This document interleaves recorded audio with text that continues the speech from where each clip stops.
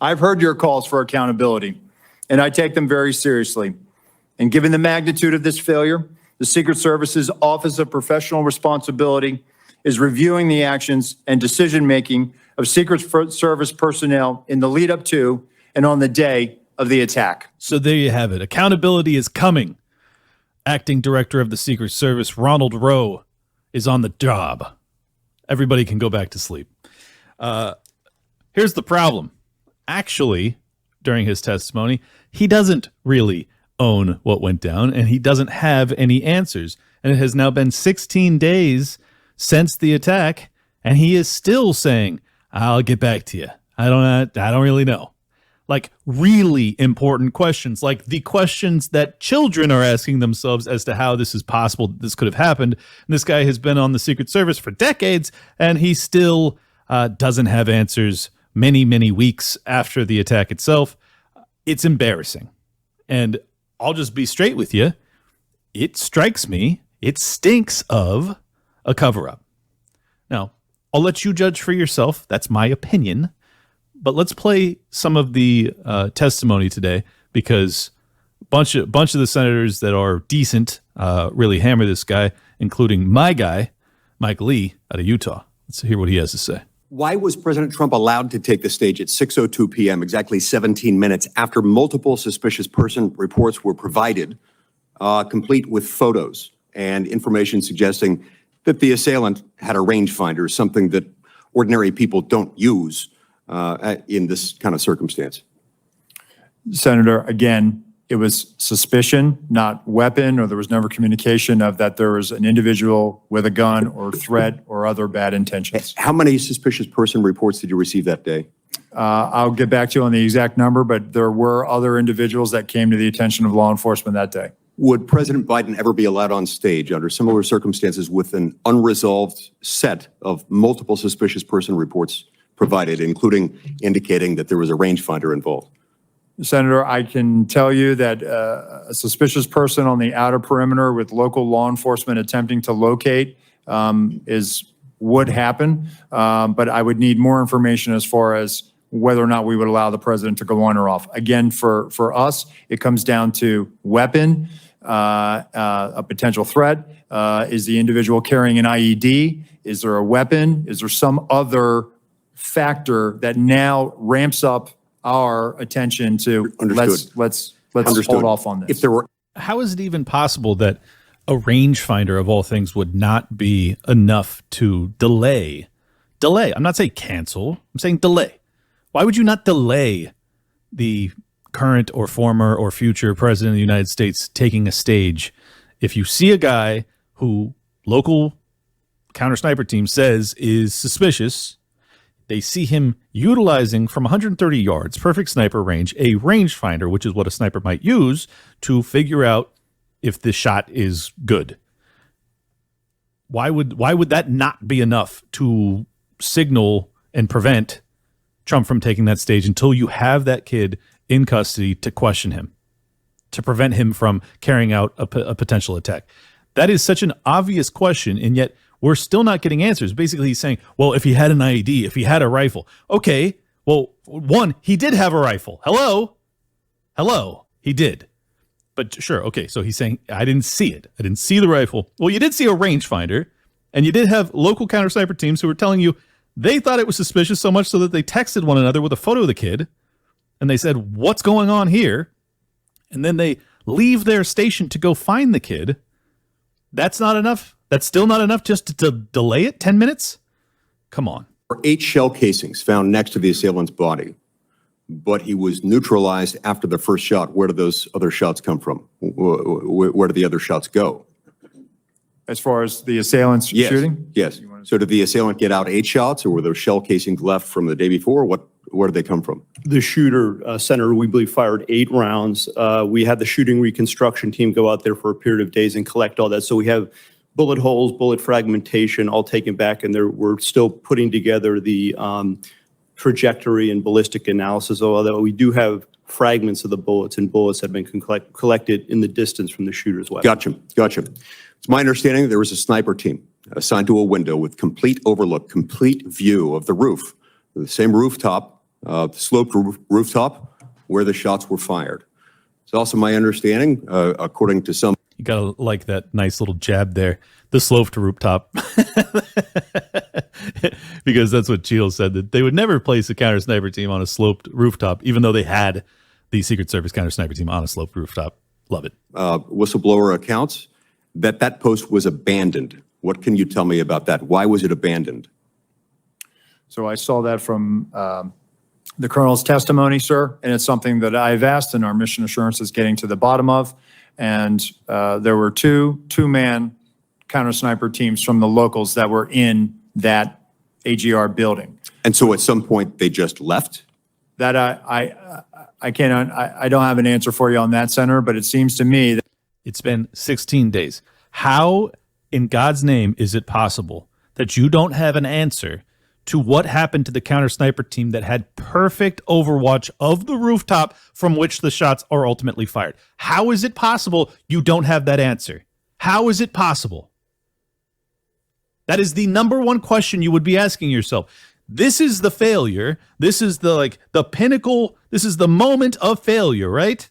You have this Overwatch team that leaves their post that would have seen the kid laying prone right in front of them as they are a counter sniper team with a rifle of their own, which they could immediately utilize on the assailant.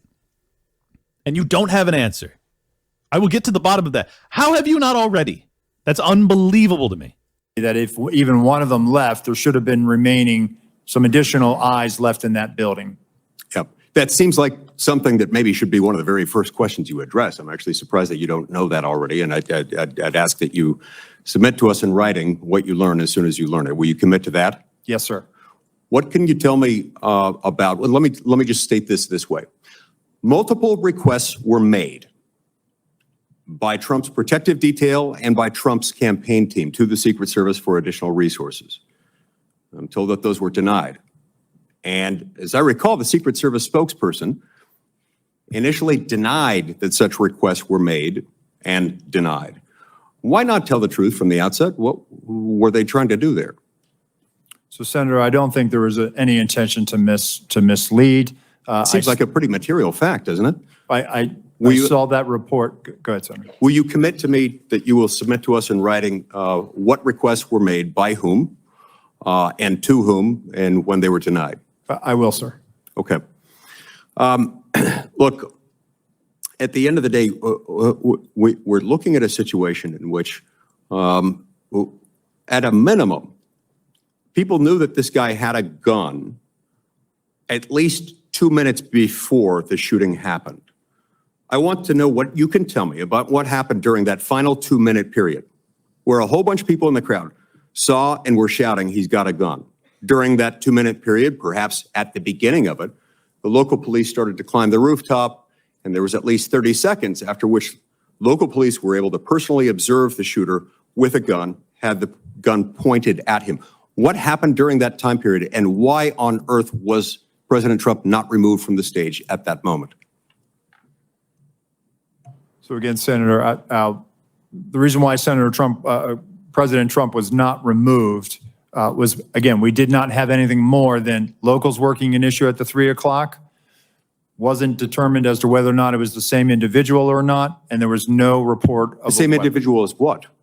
the same suspicious individual. Right, It was- but we've left the category of suspicious individual at that point. You've got a guy with a gun on a rooftop 136 yards away from the stage. You know that he's got a gun at that point. What happened during that time period that did not result in President Trump, his protective detail being notified of that, and him immediately being removed from the situation?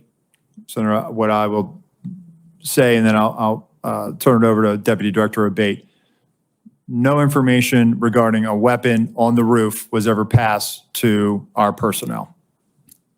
He shuts that mic off as fast as he possibly can, huh?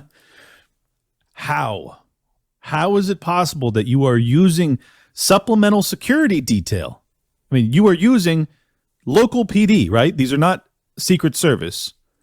How is it possible that you do not have a obvious secure communication channel between the supplemental security? What is the purpose of using them at all if they can't communicate a threat to your guys. It's basically worthless unless they actually see the gunman and they take him out prior. Like that's the only purpose they have. How is that possible? And I'll tell you, I don't think it is. I don't think there's any chance that's actually protocol, that you don't have enough Secret Service agents there to secure an entire, 200-meter circle perimeter to make sure that there is no one that can take an easy shot. But if you don't have enough men to do that, which I totally believe you probably don't, and you do have to use supplemental security from local law enforcement, which totally makes sense to me. That like all of this is like rational. Okay, here's what's not rational: you don't have a static communication line from these supplemental security forces to your guys, the ones that have to lay their lives on the line to keep Trump alive. There's no communication channel. That's impossible. It's just impossible. And then you add to that the fact that we learned a week and a half ago now from Miss Cheadle, former head of Secret Service, his former boss, who's now resigned in shame and infamy, that in fact the communications from that day were not recorded. We don't have recordings of these communications. So we don't even know if there was actually a warning that was given to the Secret Service. And if there were, well then, yeah, you'd have a smoking gun that this was an inside job now, wouldn't you? But because there is no recordings of those, we may never know. And we will just have to assume that the Secret Service is utterly fucking worthless, totally useless, has zero purpose to exist at all. So which is it? Either you were in on it or you just shouldn't exist as an agency because you're so fucking bad at your job, you're a liability. I mean, not even a liability, like critical failure liability. Explain to me how you don't have why would you have supplemental forces at all if they can't communicate a threat to your guys in an instant? In an instant. What if they had actually seen a rifle there 4 or 5 minutes prior, as opposed to the 2 minutes, which he never acknowledges, that there is actually people on the ground saying, man with a gun! There's a fucking dude with a gun on the roof! That happens 2 minutes before the first shots rang out. You couldn't have communicated that, of course. But, like, could you have sent up smoke signals? A carrier pigeon, perhaps? What if they had seen him 5 minutes prior? What if it happened 10 minutes prior, 12 minutes prior? Do you have to walk a handwritten note to the Secret Service to tell him, hey, pull Trump off the stage? Or, hey, don't let Trump take the stage? What is the protocol here? And there's no answers. We're 16 days in. We have no answers.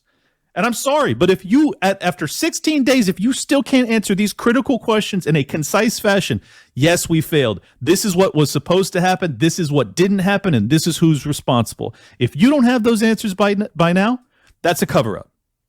There's no, I'm sorry. Your ineptitude cannot excuse away this level of fuckery. No way. There's no way.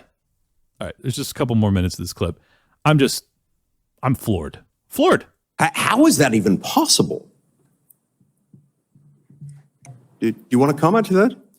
Senator, again, I believe that information, and this is probably something my colleague can expound on, information that was in local law enforcement channels, but did not cross over and make it to Secret Service awareness. Senator, just to clarify the timeline, so the individual was first seen by law enforcement on the roof at about 6:08. We're still working to perfect the timeline based on the radio comms and all that. It wasn't until at 6:11:03 seconds, the officer saw him and called out his arm. That was the first sighting where he had the rifle on the roof. And then and that was relayed to the Secret Service Command Center at that My point. understanding is no, Secret Service, it was not relayed to them. It's a narrower. So even after you see him on the roof with a rifle, local PD sees that, they don't communicate that to the Secret Service. Impossible that that's how you actually run this fucking clown show. Time frame, though, it's probably about maybe up to half a minute between the time he's seen with the rifle and when the shots are fired. But there's still time. At that point, if there were an open channel of communication in which they were able to tell him, he's got a gun, take him out. You could still take President Trump off the stage. You could have him duck. You could have the shooter neutralized. Do you not have a channel of communication by which they can say, gun, take him out? So again, Senator, that information stayed in local channels and did not make it over to Secret Did they Service. not consider that relevant? You're is saying they, that the sir? you're saying that the local police didn't consider that relevant enough to pass along to the Secret Service? So I think that they were in the midst of dealing with a very critical situation, and they articulated that over the radio, as I understand it. However, it was never relayed over to us. I'm sorry, but that is just so crazy. I mean, you guys aren't watching that thinking the same thing as me? I have to assume you are. That this has to be an inside job at this point, right? How could you not have them communicate to the Secret Service that you have to pull Trump off the stage? How could you not? I'm not a military veteran. I don't have any law enforcement background. This is just like 101 thinking here. This is just like super rational, obvious stuff. If you're going to use a supplemental security detail and they see an imminent threat, particularly a man with a gun on a roof, hello, and a rangefinder, and you've been looking for him and he's disappeared and he's vanished and he's come back and now he's on a fucking roof with a rifle 130 yards away, and you don't have a immediate communication to the people who are responsible for keeping the president of the United States alive, that you need to get him off the stage, that, hey, Don, duck. Don, duck. That's it. That's all you had to say. But you don't. And instead, God knows how fast that bullet comes through, but I mean, a half an inch from ending his life, because you don't have a fucking chain of, like, a line of communication between your supplemental security detail and the Secret Service itself. Impossible. And if that is actually how they function, then just abolish the entire government itself. Just all of it has to go. You can't reform that. You can't fix that. You are so unbelievably bad. You have to go away now. I think that it's criminal. I honestly, like, rarely do I see someone that's so bad at their job that I go, you should be in jail. This is so bad. You probably ought to be prosecuted and sentenced to prison. This is criminal negligence, and that's the kindest,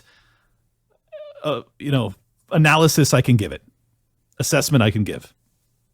It's nuts. All right, look, there is new footage that has come out that demonstrates exactly what we're talking about right beneath the AGR building, which is the glass building from which the sniper eventually takes the shot. This will blow your mind, that you have police that are basically telling people to get away from the building minutes before he fires these shots. It's nuts. This is, I mean, it's a 9-minute clip. I'm not going to play you the whole thing, but the cops are already privy all the way back here. So that's one of those. That's the lowest point, and that comes right from the government services, comes right out of Border Patrol. Take a look at it. So that is the lowest amount of illegal immigration ever recorded in our country. And then, So you can see this cop is already running around, as we still have another minute to go. Make yourself small, bro. I don't know what's going on.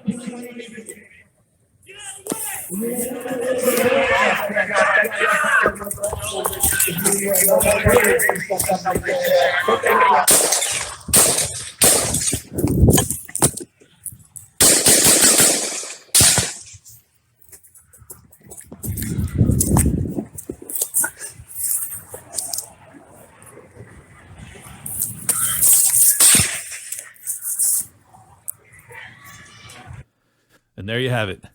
I will say this.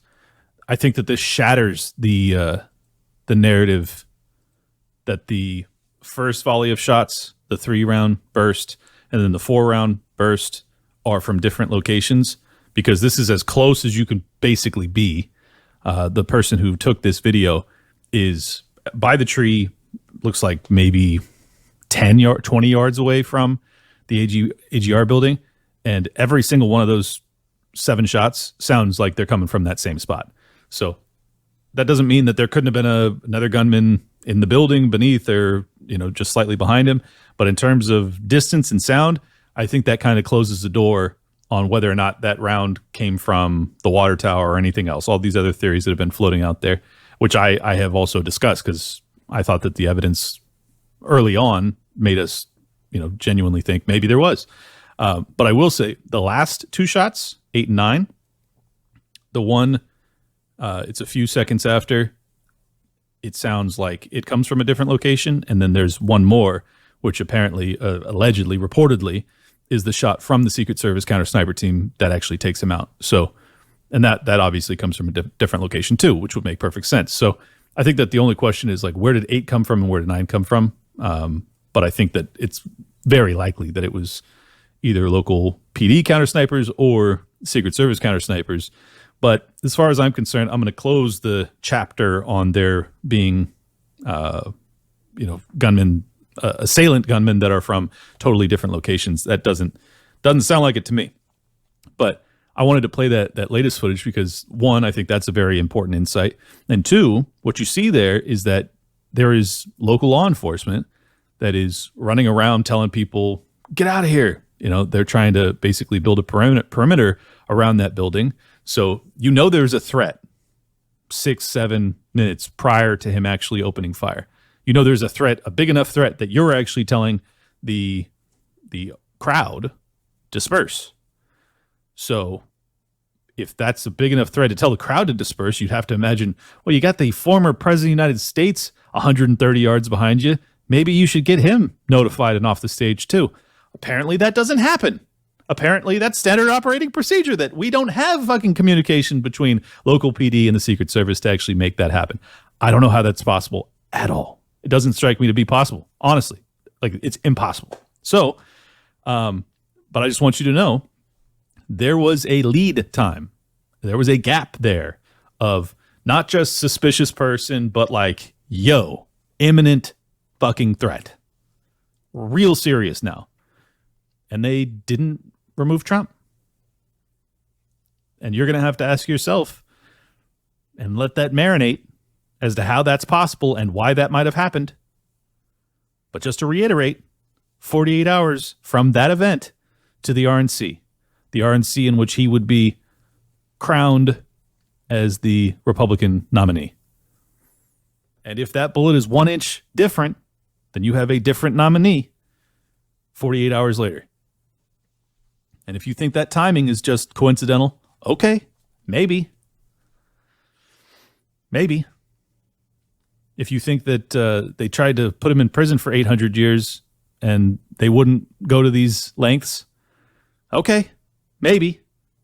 If you think the FBI, which spied on him before he was even the president of the United States, and then some of that information ultimately led to him having conversations with Vladimir Zelensky, where he was asking about, I think it was Zelensky, maybe it was the prior leader, I can't remember. But anyways, he's asking about basically like Biden's dealings with Ukraine, and that then leads to his impeachment, which was basically like the corruption of Biden as vice president, which is what Trump was actually trying to inquire about, which I think there was almost certainly corruption there, right? So he's asking about that. Then they say, oh, quid pro quo, that you were basically just trying to utilize your leverage to damage a political opponent. And then they impeach him for that. So all of the lies when it comes to the Russia collusion stuff, the reason he was even like having these phone calls or so skeptical about these things, in my opinion, is because he was being accused of treason, because they were saying that he was a Russian asset and an agent. And he's like, wait, why are you guys saying that about me? That's not true. I'm going to get to the bottom of this. Here, let me call up Vlad or whoever it was and find out. Like, maybe there's some shady business deals that have gone down. Maybe there's corruption here. And that's the reason that they're trying to bury me. And then when you ask that, they say, you're impeached. we're going to impeach your ass and get you out of here. That's a crime. Oh, wow. And then you have the media lying about him and calling him a tyrant and a fascist and a dictator in waiting. And then you have the Whitmer kidnapping hoax, where you have the FBI that's setting up Trump supporters to try and criminalize his base. Then you have J6, where you have a bunch of informants and plainclothes police officers that are encouraging people to go inside. But yet, this was in fact an insurrection, an attempt to overthrow the government. If you think that all of these things might happen, but they wouldn't consider, nor they wouldn't even dare take a shot at Donald Trump, I'm not so sure. In fact, I think that the logical, rational progression of analysis here is to say exactly that they tried everything, and then they tried the last thing, and they failed. So that's my current outlook as to what transpired. I'm still open to being proven wrong, as you guys can tell. I am not saying any of this definitively. This is my opinion with the information that I have as of now. But they are not doing themselves any favor in disabusing me of this notion. And it is a grave notion at that. Concerns me deeply that I might be right about this. Whew, let's hope I'm not. Anyways, got a great conversation with Kathy Barnett. She ran for the Senate in Pennsylvania against Dr. Oz, if you recall. She then went on to become basically campaign head or higher up in the Vivek Ramaswamy presidential bid. I had no idea that she was in Iowa when I was there, so that was interesting. But I think probably the most compelling part of our conversation, even though the entire thing is fantastic, the last half an hour, we basically have a therapy session that leaves us both in tears, so you'll enjoy that. Did not expect it to go there. She's a great lady, very interesting figure, and I think you'll enjoy this one. So if at minimum, don't miss the last half an hour, because it's wild. The story she tells about her childhood and grace and forgiveness and love and family and everything, it's super powerful. I think you'll enjoy it a lot. Make sure you guys leave a comment, hit the like button, subscribe, all that, and share it around. Unlock a 12% return on silver. Are you ready to start building wealth by putting your precious metals to work? Silver isn't just a precious metal, it's a tangible asset and a great way to diversify any investment portfolio. And with monetary metals, you don't just own physical silver, you own silver that works for you to generate more silver, growing your total ounces over time. Right now, you can earn 12% annual interest on silver paid in silver in their latest offering if you're an accredited investor. Click the link in the description or head to monetarymetals.com/lockdown to learn more. Again, that's monetary-metals.com/lockdown. Monetary Metals is revolutionizing the way you invest in gold and silver. They've been paying interest in silver and gold for over 8 years, helping to grow your wealth and real tangible assets. Finally, there's a true alternative to saving in dollars, a yield on gold and silver with Monetary Metals. This is the first true silver bond since 1834. You earn 12% annual interest on silver paid in silver, but you must be an accredited investor to participate. It's a 3-year term, and the bond is financing a publicly traded mining company located in the western United States. Again, head to the link in the description or go to monetary-metals.com/lockdown for more info. Well, sure. My question is, why don't you relieve everybody of duty who made bad judgment? So, yeah, you're right. I am zeroing in on somebody. I'm trying to find somebody who's accountable here. And You're telling me that the person who made the decision not to include this in the perimeter has not been relieved of duty. What about the person who's in charge of the interoperability of radio frequencies between local law enforcement and Secret Service? Has that person been relieved of duty? No, Senator, because interoperability is a challenge, is a greater challenge than just one person. On that day, we had a counterpart system. It failed. As the person who made the decision to send Donald Trump onto stage knowing that you had a security situation, has that person been relieved of duty? No, sir, they haven't. Has the person who decided not to pull the former president off of stage when you knew that, in your words, the locals were working a serious security situation, has that person been relieved of duty? No, sir. Again, I refer you back to my original answer that we are investigating this through a mission assurance. And I can't even believe what I'm witnessing. Yeah. Today, I am joined by former senatorial candidate Kathy Barnett of Pennsylvania. Kathy, you had a incredible run against Dr. Oz, if I recall correctly, and you came onto my radar then, and I'm thrilled to have you on today. But let's hop right into the deep end. Yeah. Who took a shot at Donald Trump and why? in your opinion? I don't know, right? I mean, I posted on my Twitter right before this shooting a couple of weeks ago that I need to come up with new conspiracy theories because all my old ones have come to pass, right? You and me both. Everything we've said before when these people were telling us back in 2020, oh no, the election wasn't stolen. You're just being a conspiracy theorist. When we were talking about the virus came from a Chinese lab in Wuhan. No, shut up. You're just being a racist. You're xenophobic. You don't know what you're talking about. When we were talking about all of these different things that these people are intentionally flooding our nation with illegals that we don't know who these people are. We don't know where they come from. We don't even know if they like us or not. They said, nope, you're just a xenophobic. You just, when we were saying, you know what, we don't think it's a good idea that grown men should be dressing in dresses, gyrating in front of our 5-year-olds. Oh no, you're just a homophobic. Shut up, sit down. We just want love like everybody else, right? And now, on the hindsight of everything, as I posted on my Twitter page, I'm needing to come up with new conspiracy theories. And because everything we've said before has come to pass, and now we have, every time I think about what happened to President Trump, what could have happened, not just to President Trump, but to our nation, to the world, I am just sick at the stomach. Even talking about it right now, I just get a pit in my stomach. And either this intelligence community has no intelligence and they are just woefully incompetent, or something else has gone down. And we need to get to the bottom of it. I don't know if we're going to get anything other than Cheetos resigning. I think Mayorkas should also resign.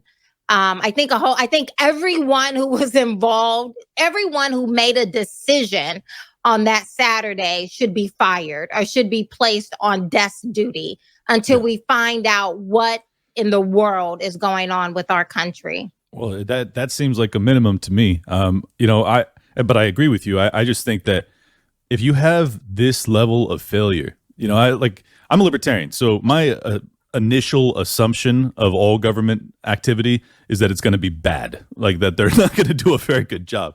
But when it comes to the actual protection of a former and likely future president of the United States, I have to assume that if you fail that horrifically, it may not be a failure at all. And I know that comes across as totally woo-woo. But the fact that, Kim Cheadle said she was not going to step down, and then Alejandro Mayorkas, head of DHS, comes out, says he has full faith in her ability to do the job. Yeah. The day after, 1 inch from death, was Donald Trump. On top of that, let's not forget, there was also a Trump supporter who was murdered that day. Yes, absolutely. And Joe Biden backs up Mayorkas and says, I have no doubts about Mrs. Cheadle's ability to do the job. Mm-hmm. What are we talking about here? How is this possible? And, from an American perspective, just from an armchair quarterback, I say, if you have full faith in this woman after what transpired that day, well, then she was actually doing her job, and her job is not what we've been told. Now, that's my, Alex Jones moment, but I know it's you not have an Alex Jones moment. I think we have to give ourselves credit for, these people have done a brilliant job in making the rest of us believe that unless you have a PhD behind your name, you're an idiot. We are not idiots, right? Our Constitution is not, freedom of speech and freedom of religion and all the other freedoms. If you have a PhD, if you are an expert, if the elites believe you are worthy of having a voice, no. The pursuit of happiness is really self-determination. Mm-hmm. That's what it really is that, there are 5 rights in the First Amendment. The first two probably being probably setting the course for everything else, not just the freedom of religion, which doesn't mean freedom to be a Baptist or a Catholic, but it's the freedom to live according to my conscience. But then freedom of speech follows that up by saying, not only do I have a right to think my thoughts and to live according to my thoughts, but I have the right to speak those thoughts out loud. I have a right to show up in the marketplace of ideas and allow my voice and my 2 cents to be heard. And now, since Obama, from my perspective, it's been this steam press of shut up, sit down, be quiet, just follow the experts. You're an idiot. You don't even know how to raise your own children, right? So we're going to take over all of these different aspects. And my entire adult life has been pushing back against those who would try to tell me that they can live my life better than I can. And everything I think and feel is just dumb. And so I don't play into, I don't even know why I'm supposed to hate Alex Jones, quite frankly. I don't even know why I'm supposed to hate a lot of these people that they tell me we're supposed to hate. For sure. Especially compare and contrast to what Democrats have done, right? I don't think Alex Jones has slept with a Chinese spy named Fang Fang anytime soon. I don't think we have, I don't think Alex Jones has chased a black man down just for being outside jogging like Senator Fetterman, John Fetterman has done, right? And yet we're told constantly that we're supposed to hate certain people on our side who are willing to show up in the marketplace of ideas, correct or wrong, but have the courage to show up and say, these are my thoughts. Yeah. Well, and I think Alex Jones does that about as well as anybody. This is why he's such a problem for them, is that he speaks his ideas in a way that's really compelling, and he happens to get a lot of stuff right. And that's what concerns me. I mean, when I say I'm having my Alex Jones moment, it's just that I'm very much questioning the sinister nature of what we witnessed, as opposed to, and we should, this just being, kind of benign failure. It may be malicious. And look, I don't think we have an answer at this point, but the way that they are behaving strikes me as a cover up. But I wanted to go back to the other point you made about, whether or not opposing, men in dresses gyrating in front of 5-year-olds is a problem. Well, this actually is much more serious when you extrapolate from there. I mean, that's a serious issue in its own right. But if you add on to that the fact that if you do accept this premise that gender is in fact a social construct, well, today we are witnessing biological males boxing women in the Olympics of the world. I mean, it's talk about weird, right? Like, it's Democrats are all about what's weird. That's beyond weird, right? I mean, no matter how buff I am or how bad I may think I am physically, you can whoop my tail. Not a good idea. And God forbid, right? And yet we're supposed to pretend that all of this makes sense. Everything that, working in the world of Republican, as a Republican consultant on the Vivek Ramaswamy presidential campaign, I started taking a Harvard class in neuroscience, because these are some of the most, talk about inept. It's not just on the Democrat side. It's on the Republican side as well, right? I mean, you can't lose like we've been losing since 2017 and it not be either intentional or woeful incompetence, because we should be winning hands down in the Republican Party with the foolishness that we're looking at on the other side. And yet we show up short every single time. Even in Iowa last year, when I was out there with Vivek, 4 to 5 days out of the week, I was in Iowa on the ground there, and they managed. I was there. That was the worst weather I've ever dealt with in my life. I can't believe. Did you survive it? We had 3 blizzards. I've never been in a blizzard before. It was crazy. It was negative 40 with wind chill. It was unbelievable. I've never experienced anything like it in my life. But what was really crazy is when, they had right before that presidential primary election, Iowans had their school board races, and they lost almost every single school board all across Iowa. And the crazy part is that all of their congressional people, as well as senators, are Republican. They don't have one Democrat in federal office. How do you lose at the school board level unless you're dealing with Republican consultants who are either woefully incompetent or this is intentional. And so as a result, having to work with these ridiculous people in order to keep my mind, I started taking a neuroscience class so I can better understand how the mind works. And I'm a lay person at how the mind works and all the energy waves that are floating all across our mind and what happens when we ruminate on something too long. And I say all of that to say, when you're looking at a man with a beard, with red lipstick on, long hair, eyelashes, and glitter, and a dress, your mind knows that's a man pretending. But when you go about the business of trying to trick yourself into, or trying to force yourself to believe something that your mind already knows is not true, that is called cognitive dissonance. These people are literally throwing us into a state of mental health crisis in order to accommodate those who are clearly suffering from a mental health crisis, right? Because there are only two genders. Everything else is a mental health disorder, waiting for a compassionate psychiatrist to sit down and have a long conversation with them. But in order to accommodate the mentally ill, they're throwing the rest of us into a state of mental illness because your mind just can't reconcile the two. Right. And if your mind does, that means you are now in a mental health crisis yourself. I got to be honest. When I saw the footage of in the Olympics, I mean, we're not talking about some, like, I don't know, some sort of like B-list MMA arena that as a publicity stunt has a woman voluntarily sign up to fight a man. Like that does happen sometimes, and that's fine. If you do so voluntarily, that's your prerogative. But this is the Olympic Committee. They're actually permitting biological males, people that were born as a man, to fight women at the highest level of athletic endeavor.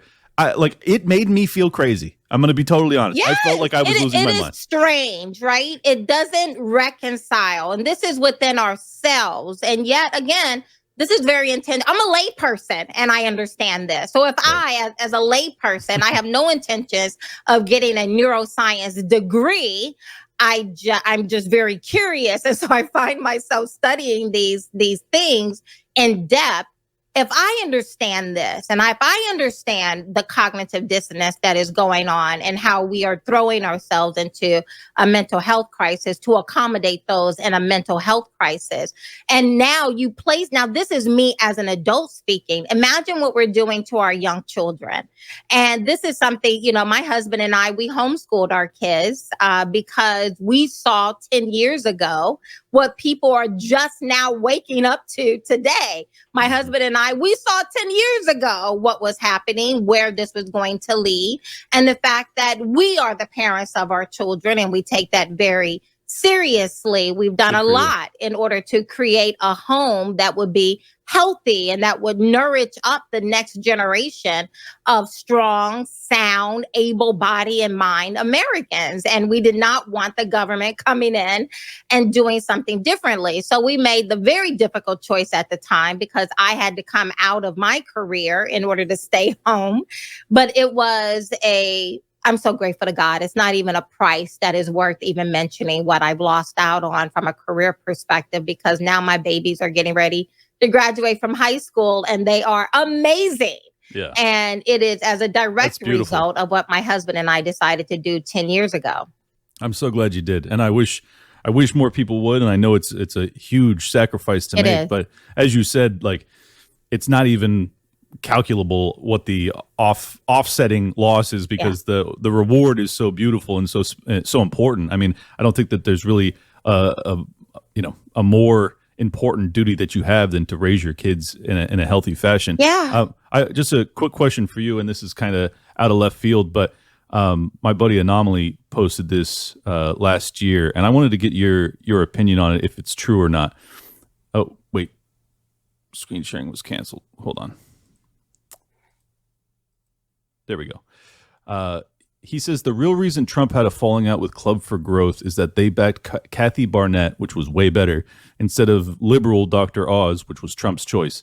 Is that true? Did Trump go for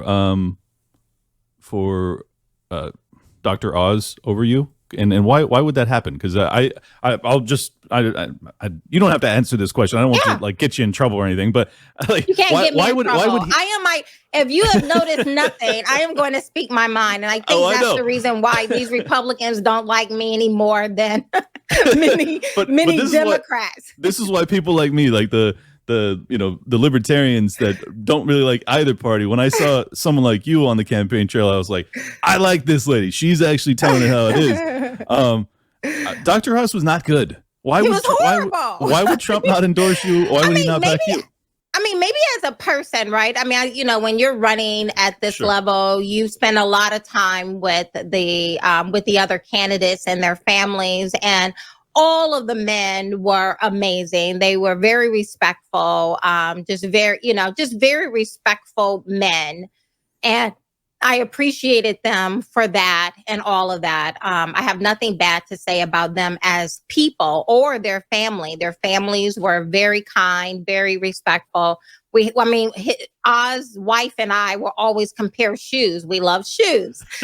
So we were always back there showing off our shoes behind the curtain. So I have nothing to say ill-wise of these particular people. The only person who was horrible behind cameras and in front of was Carla Sands. I mean, what a miserable person. You guys go look at that for yourself. But I just want to put that out there. She was the only one who was just a miserable individual behind camera and on camera. But nonetheless, the guys, they were great. Had nothing against any of them. However, I'm not looking for new friends.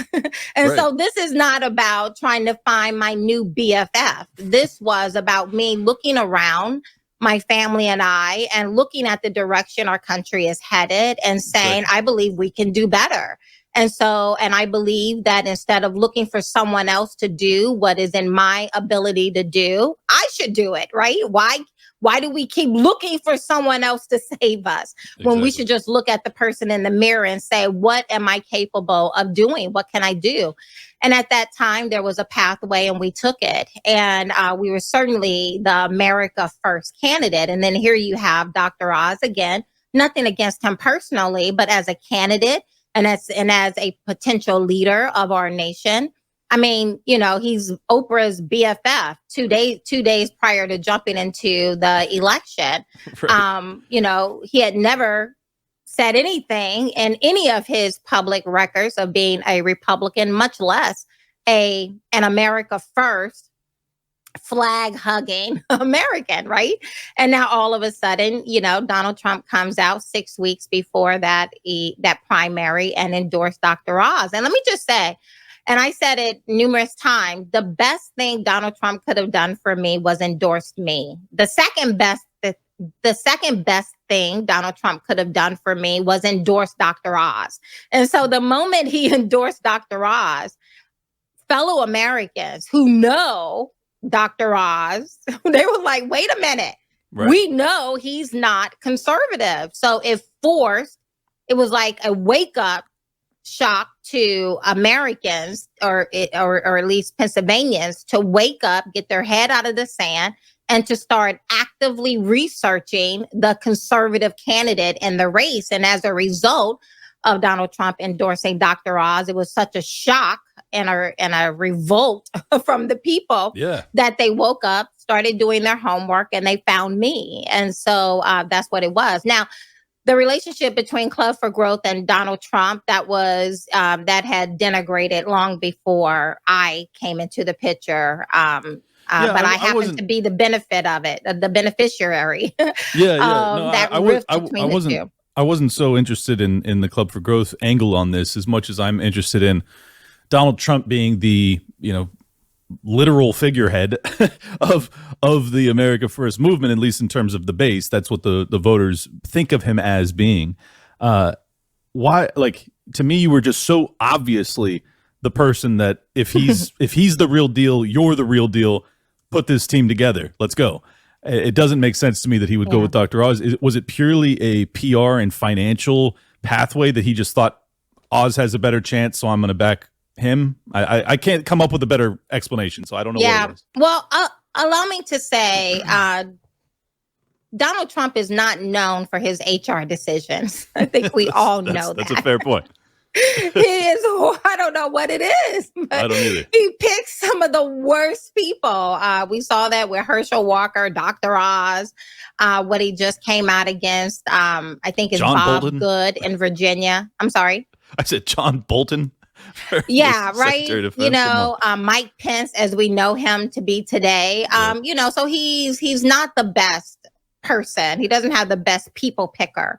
And he certainly isn't surrounded by people who are much better. And so you have what you have. And yet at the same time, when it, you know, and I said this on the debate stage, I was America first long before Donald Trump ran for office. I've always been America first, right? And it was Donald Trump who moved and started reflecting our values. And as a result, people like myself, we voted for him because he was reflecting our values. And I still believe today that between what we have on the Democrat side right now in this general election and Donald Trump is hands down Donald Trump. For sure. You know, the 4 years ago, it was the best 4 years of my adult life and what the economy was like, what inflation was like, the cost of gas, the cost of food, a secure border. You know, we felt like there were more opportunities. China was being checked left and right. Iran was dwindling, was a dried up fruit on the vine. Russia was in check as well. All was well around the world when Donald Trump was in office. And I think many of us Americans want that. And we recognize that it was Donald Trump who did that. And so we want Donald Trump. As it relates to how we go about in the Republican Party of picking our candidate as someone who has ran in 2 different federal level campaigns, as well as worked on a presidential campaign of Vivek Ramaswamy, I know exactly why we keep losing as Republicans and how we pick our candidates. In the Republican Party, there are only two values. Do you have a lot of personal wealth? Because if you do, then you can seed, S-E-E-D, your own campaign. Or the second criteria is, do you have a high name ID? Because if you have a high name ID, then we can fundraise off that high name ID. And this is why I have so much disdain for our Republican consulting class, because they are the ones who are primarily picking the candidates like that I and others will be voting for. And the only 2 criteria is not what are your values? How long have you been a Republican? Do you even believe what we believe, i.e. Dr. Oz? Right. It is, do you have a high name ID? Because we can fundraise off that. Or are you rich? Or both. Are you personally wealthy? Yeah. Well, and I mean, it's not to say that those don't have any, importance, but if you're going to just do it in that fashion, like exclusively that fashion, well, then you're going to have a fucking disaster on your hands. Let me just put it bluntly. Like if you have people who have no principles that are in alignment with the voting base, but because they have high name ID and a bunch of money, well, then you're not going to take the country in the direction that it needs to go. Hey, here's a politician that came out of nowhere that I fell in love with over the past year, and you actually worked on his presidential campaign, and Vivek Ramaswamy. I've had him on the show. I've spent a lot of time with the guy. He's just an extraordinarily impressive human being. Like I've never seen and I ran a mortgage company prior. I invested the capital of some of the richest people in the world. Like I know a lot of high drive, brilliant human beings. I'm just being totally honest. Never met a person who's more impressive than Vivek Ramaswamy. That's my opinion. Likewise. Okay, well, so I just wanted to get your 2 cents on the guy. Is he the real deal? Because he did have a lot of ideological changes from the 2020 era. So many of us did. RFK Jr. did. Yes, Vivek absolutely. did. Do you think that his shift is 100% sincere? Because I just want to hear that from somebody else that's spent some time with him. Yeah, I don't know if you know this, but I was the first person he brought onto his campaign. Did you know that? I did not know that. No, I did not. Yeah, and it was just Vivek and I running all across the nation.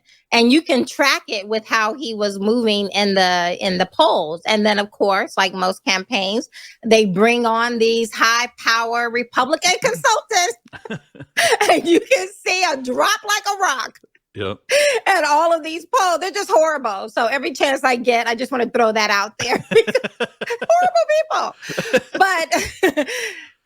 But in regards to Vivek, what I saw, the very first person to jump on his campaign, and I was, 10 toes down, as they say in that campaign, because I saw it. I mean, I saw a breath of fresh air. No Right. more of the same old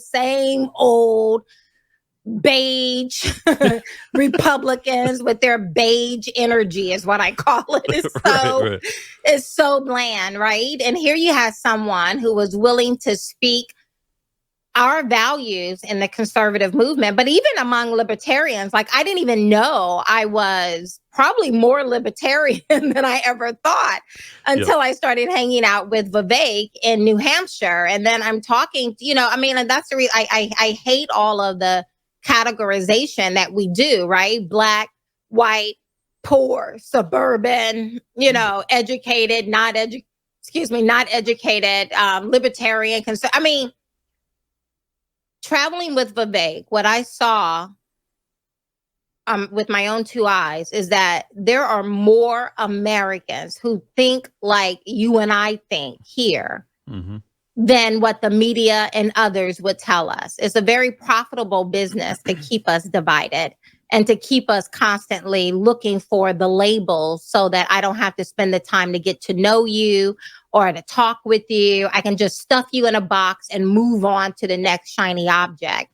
But when you pause long enough and talk to people with all the different labels, you actually get an opportunity to know them and realize that we're not that different after all. And this is what I saw with Vivek. And it was honestly Vivek. I mean, running in the campaign myself and coming out of your own bubble, talking to a variety of people when you're running your own campaign. That's one way of opening your eyes and getting you outside of your own little bubble and letting you test your ideas in the public square of things. But then another way that I saw myself shift a lot in how I interact with people is working with Vivek. Here you have a practicing Hindu, and here I am, a devout Christian. I love Jesus, and I'm very open and honest about it and don't care what anybody else thinks. I remember when you went on IRL and you called Sean Hannity a jackass, and then you said to Tim Pool, you said, I was talking to Jesus on my way here, and I asked him if that was a swear word, and I think we're okay. It was the cutest thing. Listen!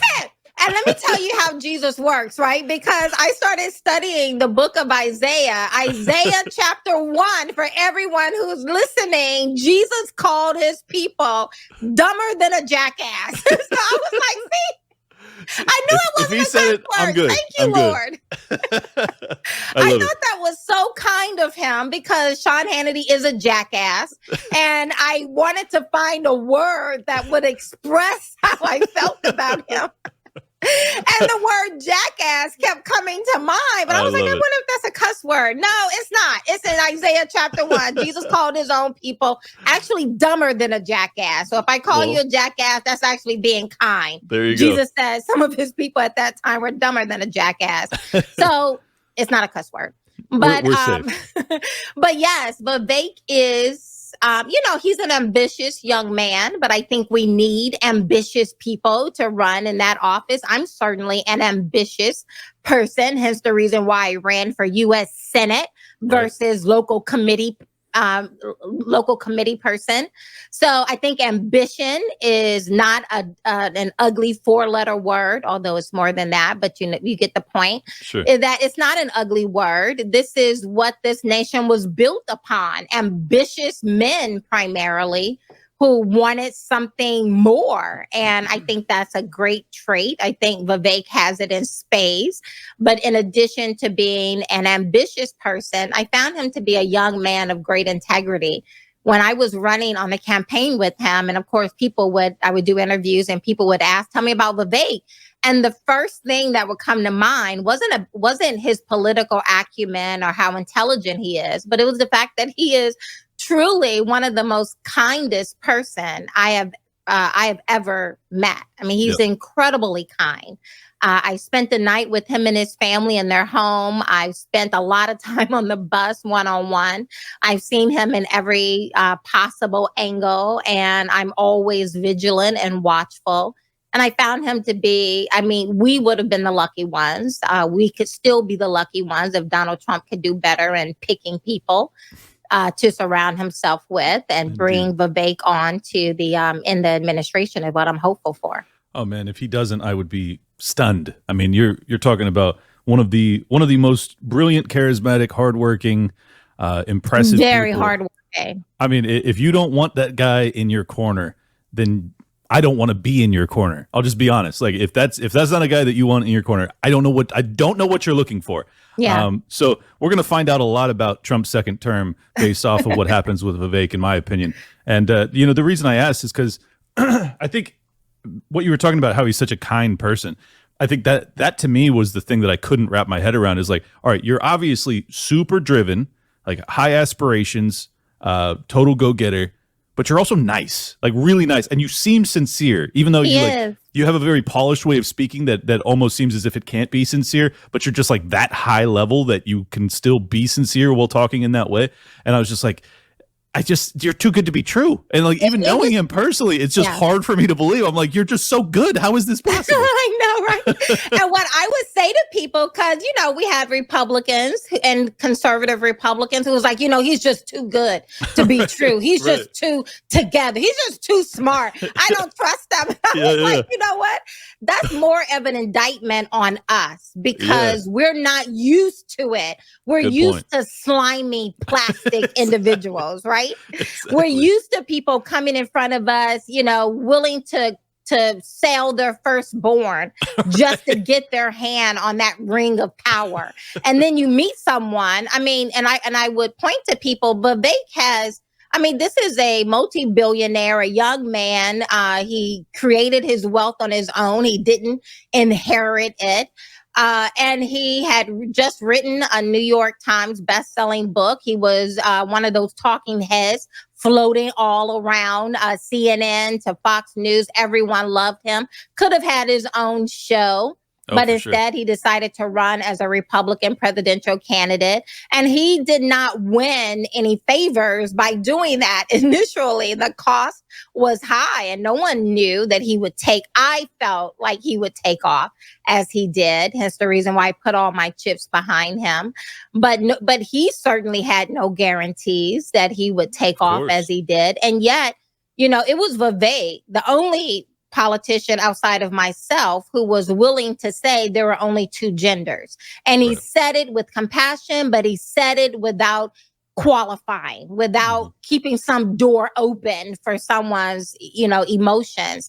You don't win anything. You don't win any favors by speaking up and saying the things that he says or that I say on my podcast, The Kathy Barnett Show. Just want to plug that real quick. For those who want to hear more of this, you can go to The Kathy Barnett Show and listen to it because this is the only way I know that we stand a fighting chance of getting our country, if there is a fighting chance. Right. I don't know if it's too late. There's an aspect of me that believe it might be, but because I'm a Christian, I always remain hopeful. Yeah. But it's not good morning in America any longer. No. And I'm hopeful that it doesn't have to be good night either. Right. Well, it's late afternoon at minimum. I don't know. Yeah. I don't know if it's nighttime yet, but it's late afternoon. No doubt about that. Yeah, this is the thing, and this is actually one of the things that I think libertarians have a big gripe with the old guard Republicans, not so much yourself and Vivek. In fact, you probably don't know this, but I debated it was a round table, but it was framed as a debate between myself and Vivek at the Libertarian Party convention because I was running for the vice presidency of the United States, and he was so kind as to accept. And I got a bunch of standing ovations because I was dragging the old guard GOP through the mud because of their total unwillingness to get spending in order, their total unwillingness to end the wars and bring our troops home. So much of what they campaign on sounds like Ron Paul, but then they govern like Lindsey Graham or John McCain. It's like, absolutely. That's what my entire adult life has been. Yeah. And I'm just curious, do you think that that based off of your experience over the past year traveling around, you said you know why Republicans lose. Should they win? I guess is a better question, because like I want this country to be salvaged, and I'm not sure that they can actually deliver on that. And if they can't, then do they deserve my support? Unfortunately, we live in a two-party system, and that's my gripe with libertarians. Yeah, no, I understand.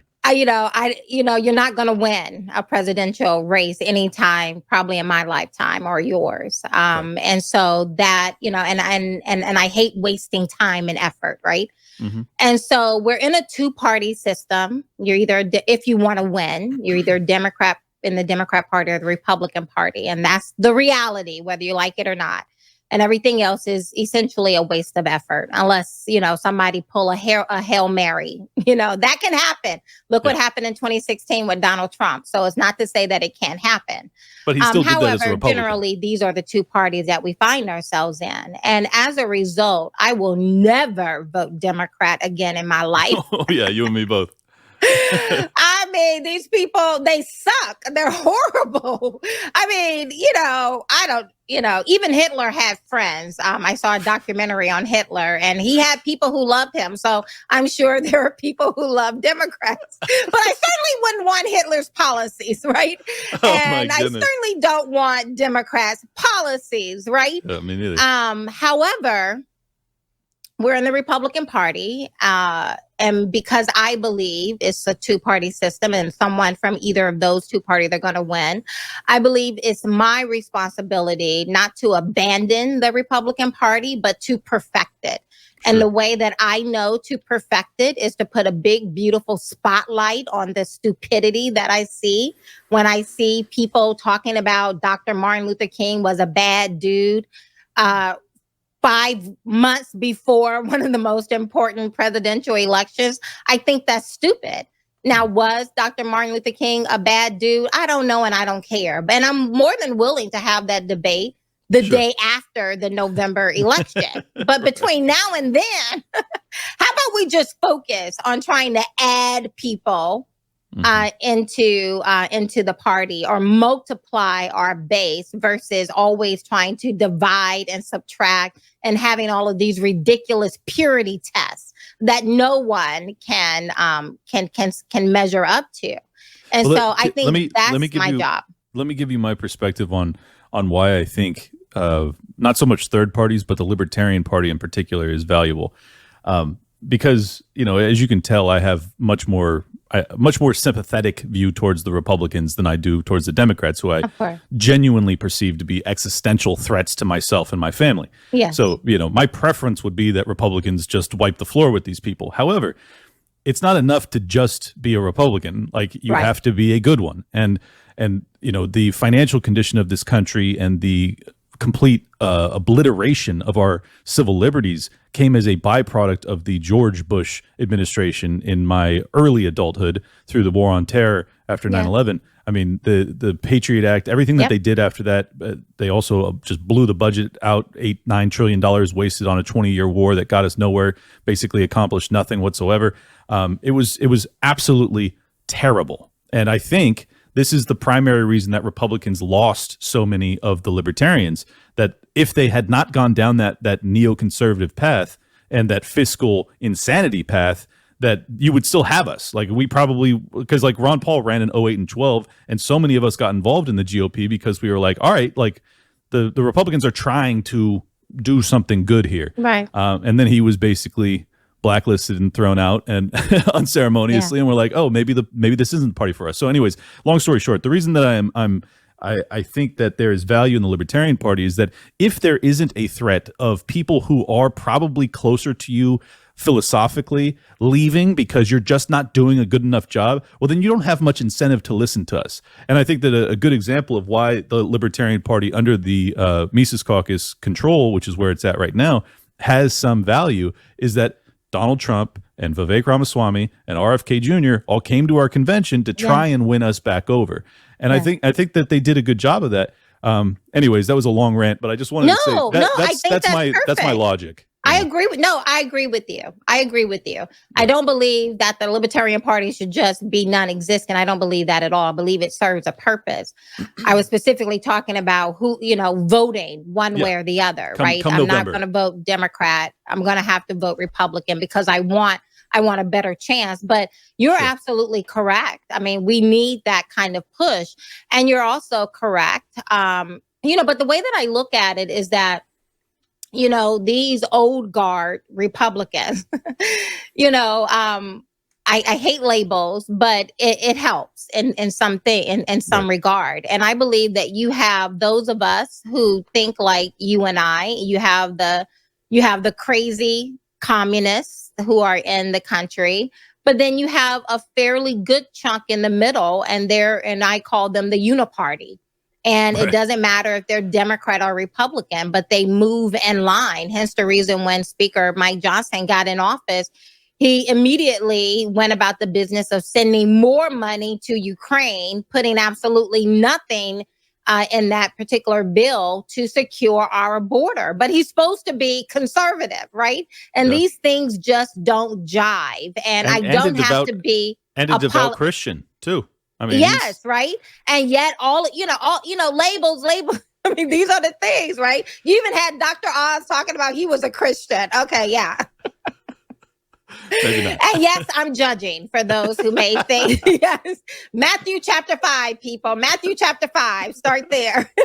I can judge. You're supposed to judge. But, not to damnation, but what is right and wrong, what is right in front of you. And you don't have to be a policy expert on these things to recognize, that here you have, and we get this time and time again, they have the rhetoric. Now, similar in my race, almost immediately after that race, I started an organization called Be Better America, because as much as I would like to blame Sean Hannity for what happened to me, as much as I want to blame anyone else for what happened to my race in 2022, I recognize that ultimately it was the people's voice. And there were a number of people within the conservative movement who were gullible enough, easily manipulated, to believe that Dr. Oz was, in fact, a conservative, and that there was some 30,000 foot plan, right? That was unfolding. It wasn't. You were just being manipulated. And I recognize that those people, they're useful. And people on both sides of the aisle, they want to keep you in a state of, being able to be manipulated because you're useful to them when they want to spend the billions of dollars. What my race showed, you know what the second word that comes after useful, right? Yes, I do. Okay. I'm being very intentional. For the audience's sake, I'll finish it because she's too nice to say. I don't want to be harsh, right? I mean, I felt so sad. I felt sad because I had earned what was about to happen 5 days later. I believe we were going to win. I had earned it. I didn't rely on daddy's money or anyone. I went out in front of the people and I earned their vote. And all of a sudden, a bunch of old white men from the Republican side of the aisle pounced on me.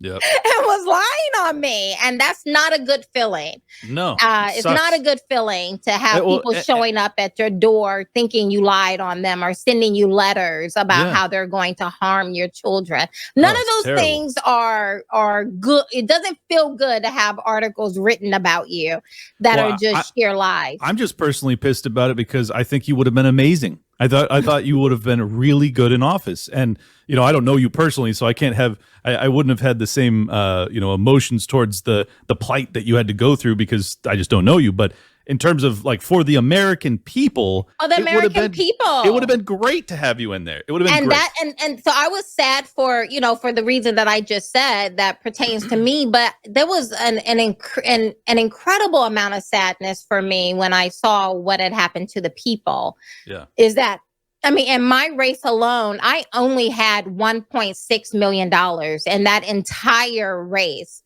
And I only had 3 full-time people, a scheduler, a driver, and 1 field director. But I had hundreds, if not thousands, of volunteers all across Pennsylvania, driving from one end of the state. They worked their behinds off. And, just to put in perspective, the other two people, I was in a three-way statistical tie. I had $1.6 million. The other two combined spent $60 million. No and so way. here you have me, and I got almost a third of the vote, even though all of these lies came out. And so there was a tremendous amount of heartbreak for the people. I wanted influence.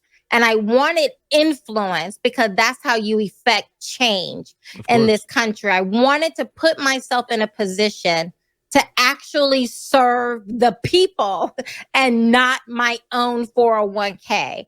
And so that's what I wanted. And when that happened, and not just to me, but you see this all across our nation right now, JD Vance, for example, I woke up and I was reading this article about how the Democrats' new strategy is to call him weird. And apparently, according to their polls, it's sticking. It's starting to work. People are starting to see him as weird.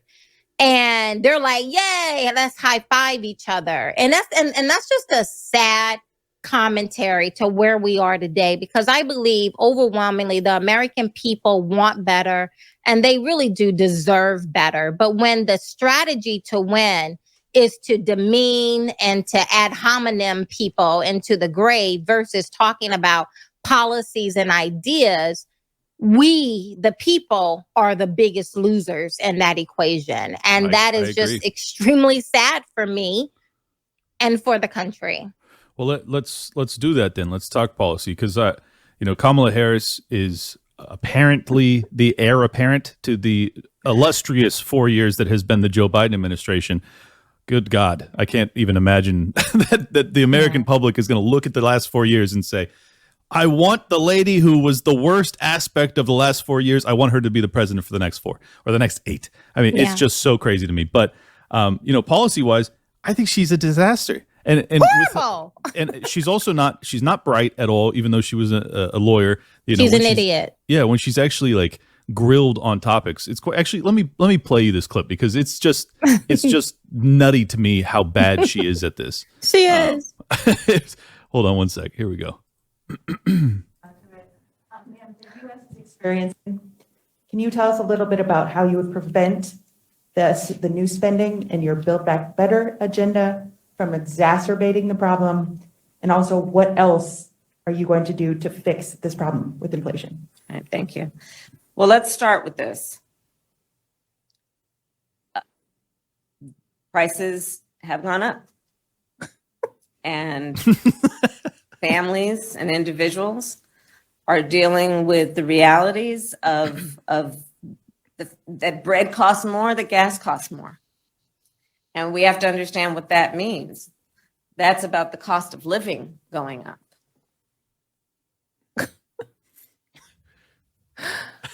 That's about having to stress and stretch limited resources. That's about a source of stress for families that is not only economic, but is on a daily level, something that is a heavy weight to carry. So it is something that we take very seriously. But there is also a point that is important to make on the Build Back Better framework.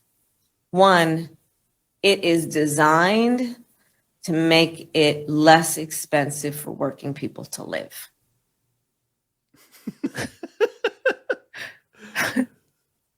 It was specifically designed to bring down the costs of childcare and increase accessibility and availability. Designed to bring down the cost of elder care. And make it available to all those working families that need that support and need that help. And Build Back Better is not going to cost anything. We're paying for it. Exactly. That's exactly how I felt towards the end of that. So this is so ridiculous. So it's not going to cost anything. We're going to pay for it. What? Who is we in that equation? I mean, if not me and you, the taxpayers, right? It's just unbelievable. Like, and my honest takeaway is that she doesn't understand anything about economics. Now, And that's what gave okay. that away? Most politicians don't. Now, what gave that away? Her constantly looking down at her notes. Well, that and one, I don't think she knows anything about economics. Also, I'm pretty sure she's been on I don't know if she's an alcoholic or if she's been on pills, but she does not. She seems inebriated for most of the first 3 years of her term, and then over the past month, she got sober, and now she's kind of back to being who she was on the campaign trail in 2019, 2020. This is my opinion. You don't have to confirm on that one, but no, I know nothing about her drinking one way or the other. I have no comment on that part of it, but everything else I can talk, boy. I mean, it just like policy wise, she's just so clearly inept. And I don't know how, like, it seems as if they're just going to try and psyop the American people into voting for her based off of identitarian nonsense. Oh, she's a woman. Oh, she's black, even though she's Indian. She's not black. Jamaican, Black whatever, people don't claim her. Indians don't claim her either. I talked to so many Indians. Nobody claimed this woman. Remember in 2020 when she ran, what was it? 2020. I think early 2020, right before she dropped out of the race, there was a poll that came out. She scored 1% with black people. We don't like her. Yeah. But all of a sudden, why are they pretending as if she's going to win? I'm supposed to vote for her. All black people are supposed to vote for her. And if you don't vote for her, now they're telling me I'm not black, right? I mean, again, these people will try to tell you who you are if you don't take the time out to realize this is who I am. But I mean, she's a cackling hyena, right? She is an idiot. Time is what time has always been. On the clock is time, and it moves from left to right. I mean, it's just an idiot. But what Democrats are doing is that what we're watching right now is this whole media manufactured swooning. It's not real. It's a manufactured swooning of her. And we saw it when her and Biden, I believe that 2020 election was stolen. I never backed down on that. I was actually running for office in 2020 and I saw it firsthand. I actually filed the first lawsuit in the nation because we had taken pictures 2 days before of where they were holding these ballots. So I am fully aware of what happened in 2020. So when they were installed in office, I remember, everyone was talking about, Kamala Harris, this whole manufactured swooning again, right? And every black woman was walking around with single pearl beads on, right? Because in honor of Kamala Harris. Democrats are all about the facade. There's nothing real and tangible and substantive that will impact me. It's just the outside. It's just the image. And these people have done so much harm. I was talking to Dr. Ben Carlson. We both grew up in ridiculous poverty. He grew up inner city poor, which is very different from country poor. I grew up in the country. So it's very different, but poor, we were so poor, we couldn't afford the other O. We would just po, my family. We were I grew up from up under a rock. I tell people I grew up in a home with no insulation, no running water, outhouse in the back, a well on the side. It was ridiculous. But as a child, I was loved and I had no idea that we were so poor. But I always tell people, especially given today, that if I close my eyes, it would feel like every book I've read about what slavery and Jim Crow law was all about, that environment. I'm not old enough to have lived through any of those things. And I didn't live through those things, Jim Crow or slavery, because of what this nation did. This nation is not a perfect nation, but we are not a stagnant nation. We are truly the definition of progress, being progressive. Democrats are regressive. They're taking us back. And I was talking to Dr. Ben Carlson about that very topic, and we both agree that if we were in those dire straits today, it would be much harder for us to come out of that situation than it was, 30, 40, 50 years ago. It was easier for me to get, there's my dog. It's okay. it was easier for me to get out of poverty 20 years ago than it is today. And it is as a direct result, I believe, of what Democrats have done. My dog. It's adorable. Well, She is. Harriet is so sweet, but every time a leaf blows, she barks. Harriet. Well, here, while we wait for the dog to take a breather, I'm gonna run some White Dudes for Harris real quick. Oh my God. These guys are, they pain me so deeply. Here, let's first hear from the dude. I'm white, I'm a dude, and I'm for Harris. Over the last few years, you know, I've been thinking a lot about men. I'm not sure if you guys can recall that feeling you had on the night of Tuesday, November 8th, 2016. I stood over my kid's bed and I wept. White nationalists in MAGA, they want to speak for you specifically as white men. In the marginalized communities that educate me every single day, that this is a constant education for all of us. Kamala is carrying on her shoulders 248 years of pain, of agony, of hope, of frustration. I can't do any more than that. That's as much as I can handle. Kamala is carrying 240 years of pain and agony, and she was the #1 prosecutor of Black men, keeping them in prison for longer than they had to be. The court having to override her and her office to present information that a Black man was actually innocent. She tried to bar that information because she wanted to keep him in prison. That Kamala is carrying 240 years. You know that house I just described? That's the house of my great-great-great-grandmother Rhoda. She was a slave. I have the blood of slaves coursing through my veins. And I taught my children that when you hear people talking about Black people or slaves or any of that, perk your ears up, because they're not just talking about those people. They're talking about you as well, right? That's my heritage. That's my lineage. And I truly take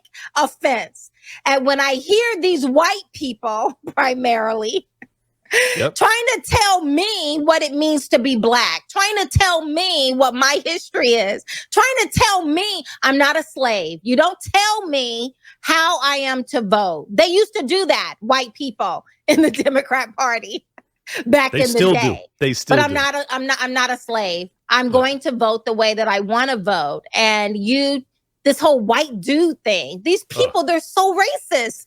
I know. Well, this is now. You were talking about how offensive it is from the slavery aspect. Let me talk about how offensive it is from this identitarian white dude perspective. Like, I'm a white dude for Harris.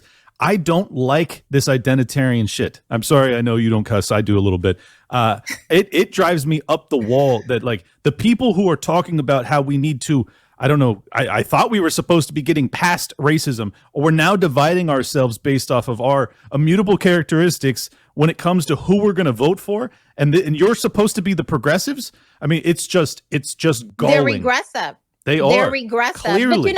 But I thought you were going to get to the clip because I thought it was a lie. I thought it was somebody just, making this up. But in that video, in one of those videos, if you kept playing it, Pete Buttigieg talks about the white dude thing and talks about how abortion frees men. He says that. Now, this is a gay man who probably rented the womb of a woman to bring into his relationship what is unnatural for two men in a relationship. Two men in a relationship can't have babies, but now they bring in something that would be unnatural to that.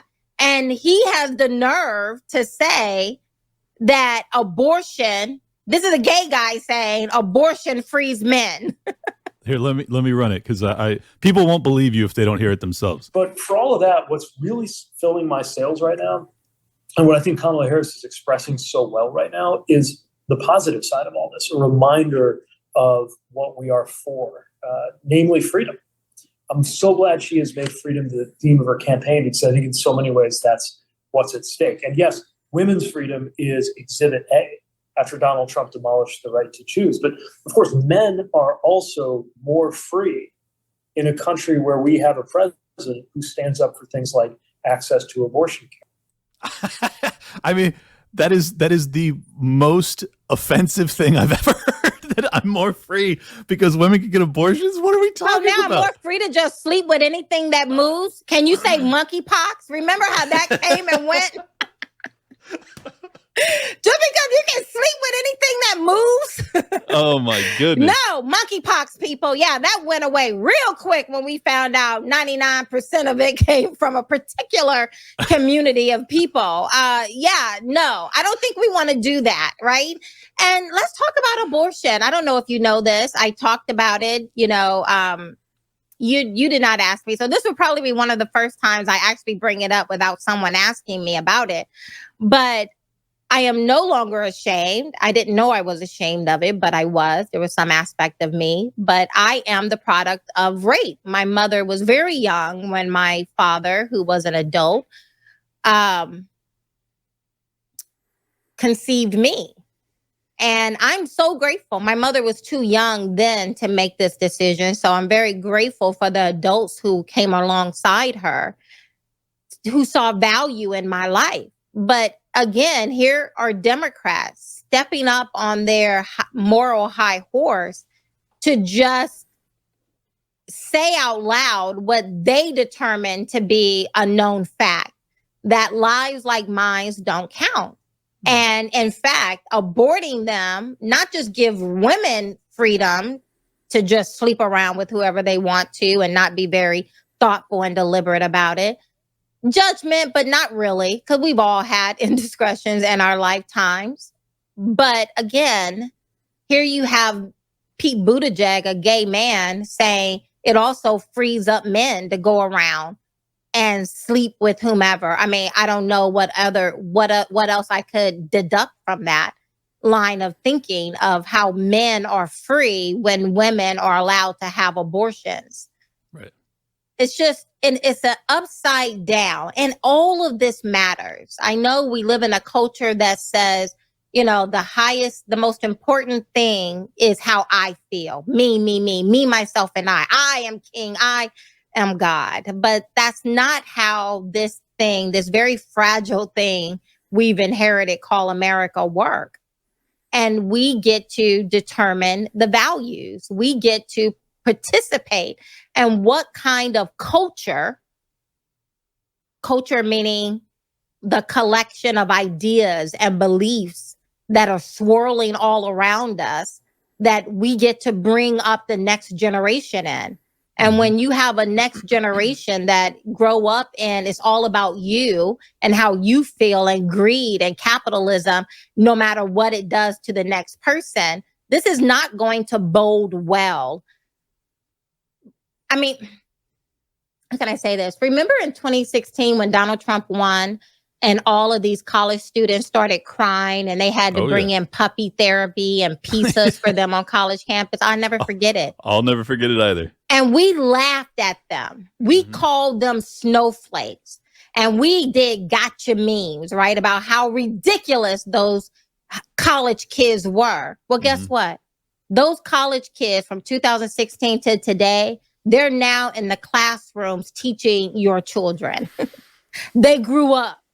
Yep. And now they have our children lawyers, today cutting off healthy body parts. They're lawyers, they're congresspeople, they're school teachers, they're college changing the very fabric of what it means to be a woman. You can't even say it without someone, calling you, labeling you a horrible name, right? And now they have our children, those snowflakes that we laughed at, they grew up and now they're teaching your 10 and 11 and 12-year-old, and they're telling your little girl she can be a boy, just cut off your breasts and get a hysterectomy. I've actually sat down and talked to those children.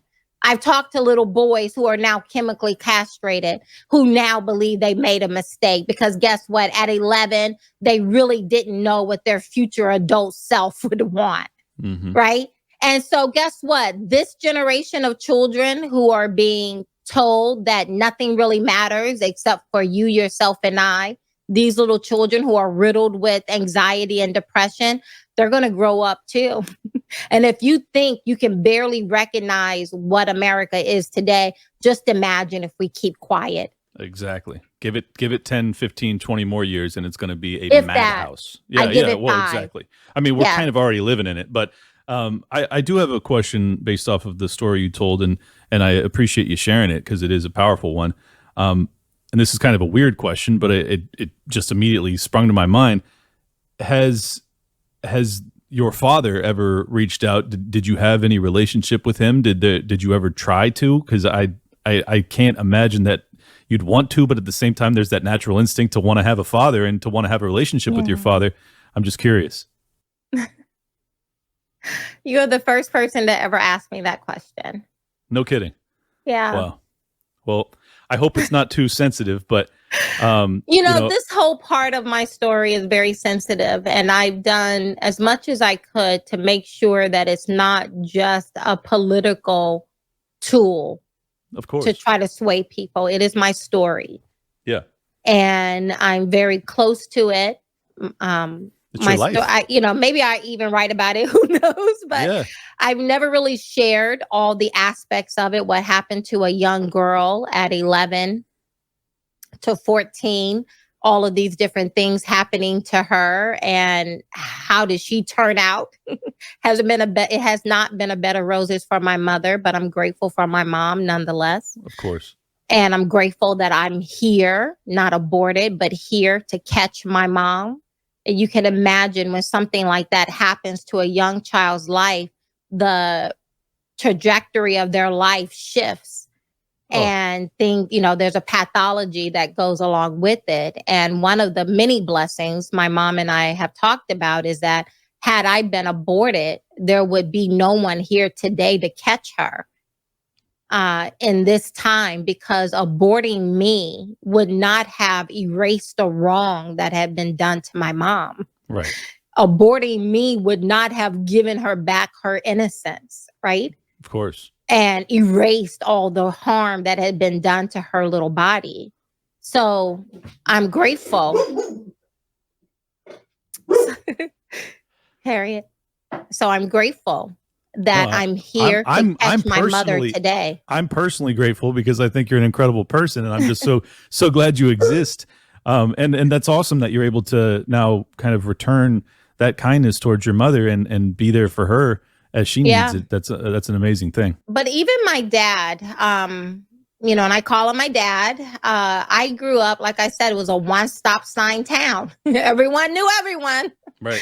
So my father was known to the family, and my father's family was they were an integral part in my upbringing. And I am extremely close, probably closer to my father's side of the family than I am to my mother's side of the family in many regards.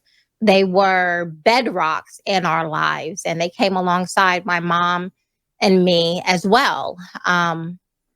That's beautiful. Honestly. My dad was absent for most of my life, but when I went to college, moved back to Alabama to go to college, I saw my father. I had complete hatred for him because I had been told the stories of how cruel he was to my mom. And when I saw him, I didn't know how I was going to respond. I had hatred in my heart for him, but I had just given my life to the Lord. So let me put that in there. And when I saw my dad and I saw what a really pitiful state he was in himself, I just had compassion for him. Yeah. And so that was the beginning. Of course, it took a lot of time. My father checked himself into rehab and got himself clean so that he could be a part of my life, my 4 years in college there. And I'm grateful for those 4 years. I'm grateful that he would make the effort to clean himself up just to be a part of my life. And I've never had an opportunity to share that part of my story and to honor that moment with my dad. But he has since passed away, but I'm grateful that he did not die with me having hatred in my heart for him. And I'm grateful for what he was able to give during that time. That's beautiful. I mean, it comes from a place of really horror in terms of the origin story. I'm certainly from your mother's perspective. Yeah. But I think there is always room for grace and kindness and forgiveness. Yes. And I'm glad that you were able to have a relationship with him. I know it had to have been unbelievably challenging. But It was. But that's, and I really appreciate your willingness to talk about it. I'm the type that just kind of asks whatever comes to my mind, even though I know that it can be challenging from time to time. But I think that it ultimately, even though it comes from a dark place, or origin story, maybe it has all of the hallmarks of what I think are the best aspects of Christianity. Yeah. And thank you for sharing it. Yeah, and just life, that's one of the sad things is, and the culture in which we live in. Again, I talk a lot about culture, right? And a part of the culture we live in, there is no grace. What you said 10 years ago, especially if you're a conservative, that must be who you are today. Mm-hmm. There's no way you could have grown in 10 years, right? And it's not going to bode well for us. But life is hard and people have challenges. I think that's one of the reasons why I do have a lot of empathy and sympathy for people. I tell it straight because that's just how I'm wired. I don't waste time. But my desire is to do it from a place of, what is true, what is most helpful. But, life is challenging. And there are a lot of people who are going through a lot of hard things and you don't even see it, where we put a face on. And this is what we share with people. And there's a lot of brokenness and hurt. And I think looking at my own life, of what I've had to go through. And it was not easy for my mom. It was certainly not easy for me as a young girl. But here I am. Yeah. And I get to have an amazing husband and children who are really, really good kids, really smart and just happy people. And I'm trying to give and make an impact before my time is up. But I just want to, do what's right. I love it. And just to extrapolate that point more broadly, I think that oftentimes when, people talk about the children that are transitioning or the kids that are dealing with gender dysphoria, that there's a tone, and I'm guilty of it constantly, of derision. And, at the end of the day, though, like it really, I do, if I'm being the best version of myself, I have tremendous sympathy for what they're dealing with, that these are kids that have been convinced by their mentors, the people of authority in their life, that this is the path that they ought to be going on, and that any sort of discomfort that they're feeling with themselves is a product of them just being born in the wrong body. And I think that, a story like yours, telling the truth about, the pain, but also, the rise that comes from that, and also the forgiveness, the kindness, the grace, the love. Like, I think that's actually how we heal those folks too. And I hope they know that at the end of the day, that it's not malice as much as it is just confusion and hope that they get better, mentors, because I'm concerned for them. And they probably see it as malice, especially if they're on that particular journey, because that's how the culture says it is, right? That's how even those within the Republican Party doesn't even really say anything about this.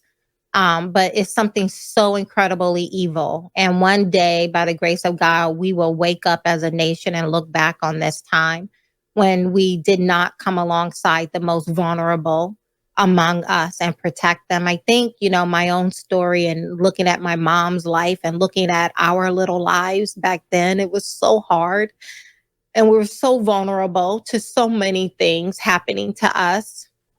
And I think it's that sense within me of wanting to protect the vulnerable. And our children are certainly some of the most vulnerable people in our society. And we should have a heart for them to not be broken or manipulated. To what end, other than, some people, whether from money or whether, it's their own sexual fantasy, whatever it is, whatever people are getting out of this, there's a number of incentives. It's just evil. And one day as a nation, we're going to wake up and we're going to look back. And I want to make sure I'm on the right side of history. When we look back, and did we use our platform to put a spotlight and to stand up for these children? Yep. And ironically, the people that are on the complete polar opposite side of this discussion feel the exact same way.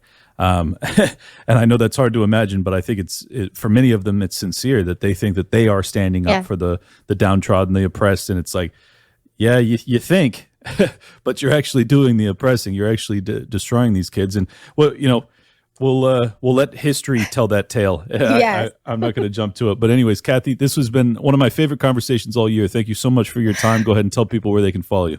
Yes. Thank you so much for having me on. I really didn't know what we were going to talk about. Who knew we'd do an hour therapy session, right?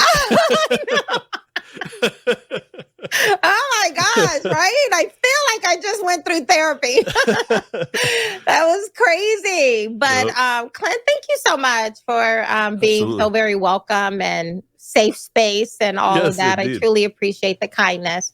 If you want to follow me, please check out Kathy, the number 4 Truth, Kathy 4 Truth, or my podcast, wherever you listen to your podcasts, YouTube being one of them, as well as Apple, The Kathy Barnett Show. Thank you so much, Clint. Absolute pleasure.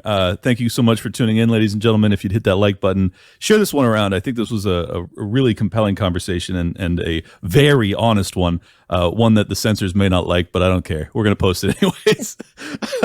And I'll catch you guys soon. Welcome to Liberty Lockdown. Please scan your barcode. Your liberty ain't gone, but yeah, it's on hold. Where did it come from and where did it go?